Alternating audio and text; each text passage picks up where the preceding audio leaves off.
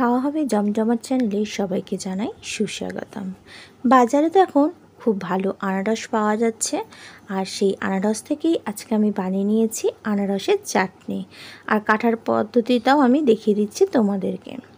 খুবই সুস্বাদু মিষ্টি এই আনারস দিয়ে আজকে আমি চাটনি বানাচ্ছি। দেখো, আগেই প্রথমে আনারসের গাগুলোকে এরকম করে ছাড়িয়ে নিতে হবে। তবে তোমরা যদি মনে করো একটু মোটা করেও কাটতে পারো, তবে আমি বেশি মোটা করে খোসাটাকে এখানে বাদ দিচ্ছি না, কারণ আমি চোখগুলোকে আবার কেটে বাদ দিয়ে নেব। আর যারা মনে করবে যে একসাথেই কাটবে, তারা কেটে চোখগুলোকে বাদ দিয়ে দিতে পারো। এই যে এগুলোকে হলো চোখ, এই চোখগুলোকে বাদ দিয়ে তবেই আনারসটাকে খেতে হয়। দেখো, এখন দুটো দিকটাকে আমি কেটে বাদ দিয়ে দিচ্ছি। এখন এই যে আনারসের গায়ের যে চোখগুলোকে, এইগুলোকে এরকম তেঁচড়াভাবে কেটে বাদ দিতে হবে। দুটো দিক থেকে যদি এরকমভাবে একটা লাইন করে নাও, খুব সহজেই এই আনারসের চোখগুলোকে বাদ দিয়ে দেওয়া যায়। আনারস তো খেতে খুবই ভালো লাগে, আর চাটনিটাও বেশ মজা লাগে খেতে। অনুষ্ঠান বাড়িতে কী করে আনারসের চাটনি বানায় সেটাই তোমাদের সাথে শেয়ার করব। দেখো কত সুন্দর গাটা হয়ে গেছে, দেখেছো? এরমভাবেই চোখগুলোকে বাদ দিয়ে তবেই আনারসটা খেতে হয়। এখন এটাকে পিস করে নিচ্ছি। মাঝখান দিয়ে 2 ফালি করার পর এটাকে আরও 2 ফালি করে নেব।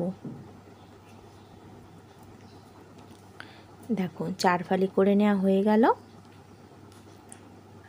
এখন ভিতরে যে সাদা অংশটা থাকে সেটাকে কেটে ফেলে দেওয়া হচ্ছে।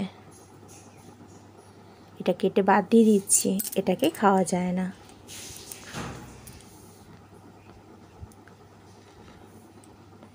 এরমভাবেই তোমরা খুব সহজেই আনারসকে কেটে ফেলতে পারো। এখন আমার সবটাকে কেটে নেওয়া হয়ে গেছে। এবার এটাকে ছোট ছোট করে আমি পিস করে নিচ্ছি। তবে গ্রেটারে মনে করলেও তোমরা গ্রেট করে নিয়েও এই চাটনিটাকে বানাতেই পারো। এরকম পাতলা পাতলা করে এটাকে পিস করে নিচ্ছি এখন আমি।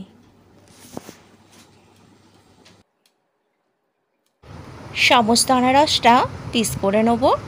ততক্ষণ বন্ধুরা, আজকের রেসিপিটা যারা নতুন দেখছো, আমার চ্যানেলে নতুন বন্ধু আছো, চ্যানেলটিকে সাবস্ক্রাইব করে নিও, আর পাশে থাকা বেল আইকনটিতে অবশ্যই ক্লিক করো। দেখো কীরকম ছোট ছোট পিস করেছি, একদম মিহি মতন পিস করে নিচ্ছি, যাতে খুব ইজিভাবে আনারসটা নরম হয়ে যায়, খেতে বেশ সুস্বাদু হয়। আর আনারসে দেওয়ার জন্য এখানে আমি বেদানা ছাড়িয়ে নিয়েছি। দেখো রেড কালার বেদানা, যেটা দেখতে সুন্দর লাগে। এখন কড়াইতে দিয়ে দিচ্ছি 2 চামচ মতন তেল, আর তাতে দিয়ে দিলাম একটা শুকনো লঙ্কা ফোড়ন দিলাম, একটা সুন্দর ফ্লেভার আসার জন্য। একটু ফোড়নটাকে ভেজে নিচ্ছি।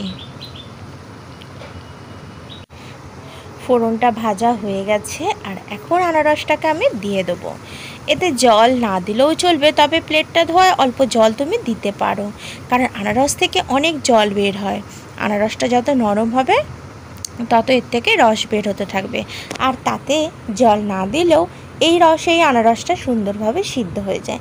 আমি এখানে জল দিচ্ছি না, দিয়ে দিলাম সামান্য একটু নুন স্বাদের অ্যাডজাস্ট করার জন্য, আর আনারসটা যাতে খুব তাড়াতাড়ি নরম হয়ে যায়। এখন আনারসটাকে একটু নাড়াচাড়া করে নিচ্ছি, অল্প একটু নাড়াচাড়া করে নিলাম। আর এখন এবার চাপা দিয়ে এটাকে রান্না হতে দেবো 7 মিনিট মতন। ফিরত আসলাম 7 মিনিট পরে। দেখো কতটা জল বেরিয়ে এসছে। বললাম না, জল না দিলেও আনারস থেকে অনেক জল বের হয়, আর এতে ভালো করে সিদ্ধ হয়ে যাবে। এখন একটু হলুদ দিয়ে দিচ্ছি কালার হওয়ার জন্য। হলুদটা দেওয়ার পর একটু মিশিয়ে নিই হলুদটাকে। ব্যাস মেশানো হয়ে গেছে। আবার এটাকে এখন 7-8 মিনিট মতন রান্না হতে দেবো। ফিরত আসলাম 10 মিনিট পরে। দেখো অনেকটা জল শুকনো হয়েছে, তবে এখনও কিছুটা জল রয়ে গেছে।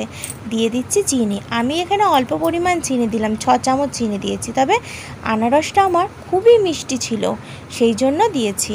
আর এখানে কিশমিশ দিয়ে দিলাম। তবে তোমাদের যদি আনারসটা টক হয়ে থাকে তাহলে তোমরা স্বাদ মতন এখানে মিষ্টিটা অ্যাড করে দিও। আর এর সাথে তুমি কাজুও দিতে পারো। আমি এখানে কাজু দিলাম না, শুধু কিশমিশটাই দিলাম। আমার আনারসটা শুধু মুখে খেতে অসাধারণ লাগছিল, খুবই মিষ্টি আর খুবই সুস্বাদু ছিল আনারসটা। দেখো বেশ ঝোলটা এখন ঘন হয়ে এসছে। আরও 5-7 মিনিট এটাকে রান্না করতে দেবো। দেখো এখন কতটা জুসি হয়ে গেছে আর আনারসগুলো খুব সুন্দরভাবে সিদ্ধ হয়ে গেছে। বেশ লোভনীয় হয়েছিল এই আনারসের চাটনিটা। যদি তোমাদের ভালো লেগে থাকে চ্যানেলটিকে অবশ্যই সাবস্ক্রাইব করে নিও আর পাশে থাকা বেল আইকনটিতে অবশ্যই ক্লিক করো, যখন যে রেসিপি আপলোড করব তার নোটিফিকেশান পাওয়ার জন্য। আর এখানে দিয়ে দিচ্ছি একটা পাতিলেবুর রস, তবে গন্ধরাজ লেবু দিতে পারো, কিন্তু পাতিলেবুর রসটা দিলাম যাতে আনারসের গন্ধটা এখানে কেটে না যায় আর এটা টকটা সুস্বাদু করবে। আর এখানে দিয়ে দিলাম, গ্যাসের ফ্লেমটা অফ করে দেবো। তার আগে এটা বেদানা দিয়ে দিচ্ছি, দিয়ে গ্যাসের ফ্লেমটা অফ করে দিচ্ছি। ব্যাস রেডি আমার আজকের রেসিপি আনারসের চাটনি। তবে একটু হালকা ঠান্ডা করে নিয়েও তুমি বেদানাটা দিতে পারো, কারণ না হলে বেদানার কালারটা অনেকটাই ফেড হয়ে যায়। তাই আমি এখন দেওয়ার পরে গ্যাসটাকে অফ করে দিচ্ছি। এখন দেখো আমি এখন চাটনিটা একটা সার্ভিং বোলের মধ্যে নিয়ে নিচ্ছি। খুব ভালো লেগেছে এই চাটনিটা খেতে। আর তোমরাও অবশ্যই বাড়িতে বানিয়ে দেখো আনারস শেষ হয়ে যাওয়ার আগে। আর এত সুন্দর একটা রেসিপি শেয়ার করার জন্য অবশ্যই লাইক তো করোই, সঙ্গে কমেন্টস করে জানিও তোমাদের কেমন লাগলো। আর নতুনত্ব রেসিপি জানতে গেলে অবশ্যই তোমায় থাকতে হবে, খাওয়া হবে জমজমাটের সাথে। আর একটা লাইক কমেন্ট শেয়ার করো তোমার প্রিয়জনের সাথে। তোমাদের একটা লাইক আমাকে নতুন নতুন রান্না করার জন্য অনেকটাই অনুপ্রাণিত করে। একটা ডেকোরেশনের জন্য উপর থেকে একটা শুকনো লঙ্কা দিয়ে দিলাম। ব্যাস রেডি অনুষ্ঠান বাড়ির মতন আনারসের চাটনি। ভাত হোক রুটি হোক যার সাথে খাও না কেন, শেষ পাতে চাটনি হলে অসাধারণ লাগে। আমার তো ভালোই লাগে, লুচির সাথে খেতে তো আরোই ভালো লাগে আমার। আর এটা যে কোনো খাবারের শেষে চাটনিটা হলে বেশ খাওয়াটা জমে যায়। ভিডিওটা সম্পূর্ণ দেখার জন্য, খাওয়া হবে জমজমাটের সাথে থাকার জন্য তোমাকে জানাই অনেক অনেক ধন্যবাদ। আবার দেখা হবে ঠিক সন্ধ্যে 7টায় অন্য কোনো রেসিপি নিয়ে।